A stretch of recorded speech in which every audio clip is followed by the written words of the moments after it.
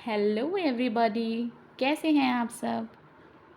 Exam या NCERT में आप सबका स्वागत है। एग्ज़ाम या एनसीईआरटी में हम लोग क्या कर रहे थे, हम अपने महापुरुषों की जीवनी, उनका जीवन परिचय ये हम पढ़ रहे थे। हमने गांधी जी का जीवन परिचय हमें फिनिश करना है, इनका है ना। 2 पार्ट हम ला चुके थे।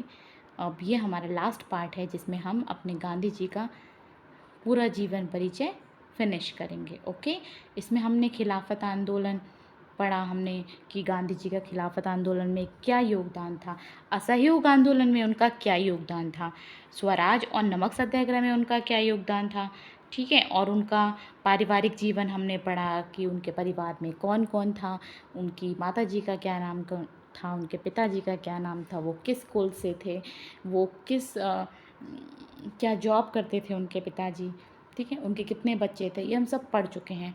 अब हम उनकी जीवनी अब हम अपनी इसमें कंप्लीट करेंगे, ठीक है। हमने हरिजन आंदोलन हमने देखना था हमें, ठीक है। हरिजन आंदोलन थोड़ा सा बचा हुआ है, बस ये फिनिश करेंगे और फिर हम आगे हम आपके लिए अपने अगले महापुरुष की जीवनी लेकर आएंगे, जिससे कि हम आप अपने चैप्टर्स को अच्छे से रिलेट कर पाएंगे, अपने जो भी हमारे महापुरुष हैं उनसे रिलेट कर पाएंगे, उनके जीवन से रिलेट कर पाएंगे कि हाँ, हमने तो ये जो महापुरुष हम पढ़ रहे हैं इनके बारे में तो हमें पता है कि इनका जीवन कैसा था, है ना। ये तो हम आराम से समझ सकते हैं। चलिए हम हरिजन आंदोलन पढ़ना शुरू करते हैं। देखिए, दलित नेता BR अम्बेडकर की कोशिशों के परिणाम स्वरूप अंग्रेज सरकार ने अछूतों के लिए एक नया संविधान के अंतर्गत पृथक निर्वाचन मंजूर कर दिया। यरवदा जेल में बंद गांधी जी ने इसके विरोध में सितंबर 1932 में 6 दिन का उपवास किया। सरकार को एक समान व्यवस्था पूना पैक्ट अपनाने पर मजबूर किया। अछूतों के जीवन को सुधारने के लिए गांधी जी द्वारा चलाए गए अभियान की शुरुआत थी। 8 मई 1933 को गांधी जी ने आत्मशुद्धि के लिए 21 दिन का उपवास किया और हरिजन आंदोलन को बढ़ाने के लिए 1 वर्षीय अभियान की शुरुआत की। अंबेडकर जैसे दलित नेता इस आंदोलन से प्रसन्न नहीं थे और गांधी जी द्वारा दलितों के लिए हरिजन शब्द का प्रयोग करने की निंदा की। द्वितीय विश्व युद्ध और भारत छोड़ो आंदोलन। द्वितीय विश्व युद्ध के आरंभ में गांधी जी अंग्रेजों को अहिंसात्मक नैतिक सहयोग देने के पक्षधर थे, परंतु कांग्रेस के बहुत से नेता इस बात से नाखुश थे कि जनता के प्रतिनिधियों के परामर्श लिए बिना ही सरकार ने देश को युद्ध में झोंक दिया था। गांधी ने घोषणा की कि एक तरफ भारत को आज़ादी देने से इनकार किया जा रहा था, दूसरी तरफ लोकतांत्रिक शक्तियों की जीत के लिए भारत को युद्ध में शामिल किया जा रहा था। जैसे जैसे युद्ध बढ़ता गया, गांधी जी और कांग्रेस में भारत छोड़ो आंदोलन की मांग को तीव्र कर दिया गया। भारत छोड़ो स्वतंत्रता आंदोलन के संघर्ष को सर्वाधिक शक्तिशाली आंदोलन बन गया। स्वतंत्रता आंदोलन के संघर्ष का सर्वाधिक शक्तिशाली आंदोलन बन गया, जिसमें व्यापक हिंसा और गिरफ्तारी हुई।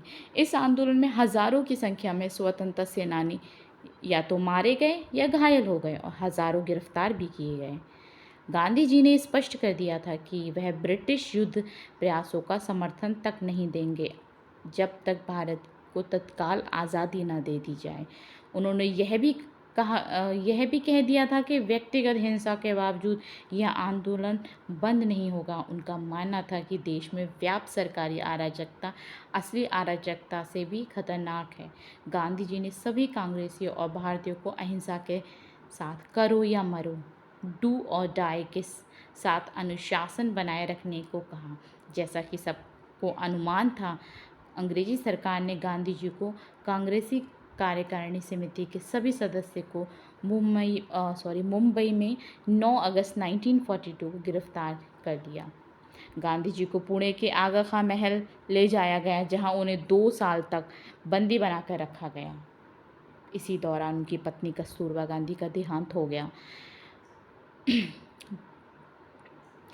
22 फरवरी 1944 को हो गया और कुछ समय बाद गांधी जी भी मलेरिया से पीड़ित हो गए। गांधी जी उन्हें इस हालत में जेल में नहीं छोड़ सकते थे, इसलिए ज़रूरी उपचार के लिए। अंग्रेज उन्हें इस हालत में जेल में नहीं छोड़ सकते थे। इस ज़रूरी उपचार के लिए 6 मई 1944 को उन्हें रिहा कर दिया गया। आंशिक सफलता के बावजूद भारत छोड़ो आंदोलन ने भारत को संगठित कर दिया और द्वितीय विश्व युद्ध के अंत तक ब्रिटिश सरकार ने स्पष्ट संकेत दे दिया था कि जल्द ही सत्ता भारतीयों के हाथ सौंप दी जाएगी। गांधी जी ने भारत छोड़ो आंदोलन समाप्त कर दिया और सरकार ने लगभग 1 लाख राजनीतिक कैदियों को रिहा कर दिया। देश का विभाजन और आज़ादी। जैसा कि पहले कहा जा चुका है, द्वितीय विश्व युद्ध के समाप्त होते होते ब्रिटिश सरकार ने देश को आज़ाद करने का संकेत दे दिया था। भारत की आज़ादी के आंदोलन के साथ साथ जिन्ना के नेतृत्व में एक अलग मुसलमान बहुल्य देश पाकिस्तान की भी मांग तीव्र हो गई थी और 40 के दशक में इन ताकतों ने एक अलग राष्ट्र पाकिस्तान की मांग को वास्तविकता में बदल दिया था। गांधी जी देश का बंटवारा नहीं चाहते थे क्योंकि यह उनके धार्मिक एकता के सिद्धांत से बिल्कुल अलग था, पर ऐसा ना हो पाया और अंग्रेजों ने देश को 2 टुकड़ों भारत और पाकिस्तान में विभाजित कर दिया। अब गांधी जी की हत्या। ठीक है, ये हमारा लास्ट पैराग्राफ है और हमारा जीवनी यहाँ पे ख़त्म होती है। ठीक है, 30 जनवरी 1948 को राष्ट्रपिता महात्मा गांधी को दिल्ली की बिरला हाउस में 5:17 पर हत्या कर दी गई, 17 मिनट पर। गांधी जी एक प्रार्थना सभा को संबोधित करने जा रहे थे जब उनके हत्यारे नाथूराम गोडसे ने उनके सीने में 3 गोलियां दाग दी। ऐसा माना जाता है कि उनके मुख से निकले अंतिम शब्द थे, हे राम। नाथूराम गोडसे और उसके सहयोगी पर मुकदमा चलाया गया और 1949 में उन्हें मौत की सज़ा सुनाई गई। ठीक है, हमारे महापुरुष श्री महात्मा गांधी जी का जीवनी यहाँ पर अंत होती है और आप लोग इसको रिवाइज़ कर लीजिए, देख लीजिए। रिवाइज़ करने की ज़रूरत नहीं है, बस आप देख लीजिए, सुन लीजिए। आपको जो मैं लिखकर जो हमारे टेक्स्ट आ रहे हैं उसमें आपको इतना ध्यान देने की ज़रूरत नहीं है। आपको सिर्फ कान में हेडफोन लगाइए और इसको आप आराम से सुन लीजिए। ठीक है, तीनों पार्ट्स को।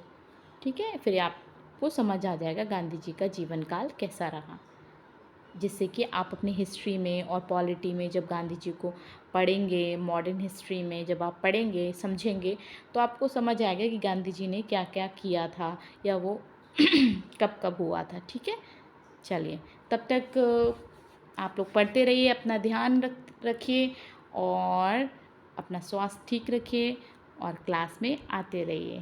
Thank you.